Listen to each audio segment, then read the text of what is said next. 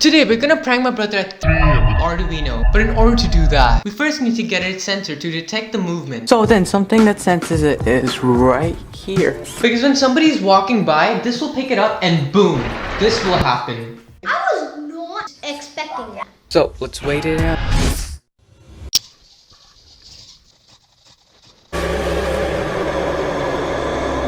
Tej, I need to use the washroom. Oh my god.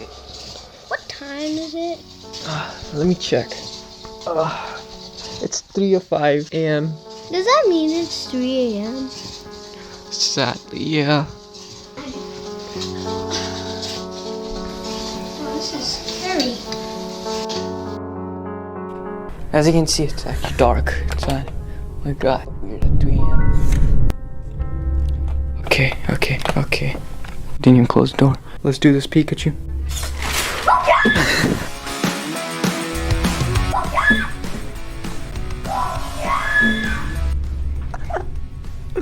Why didn't you close the door? Why am I saying that? Oh my god. That was so worthless. How was that? My heart stopped for a split second. This is getting old now.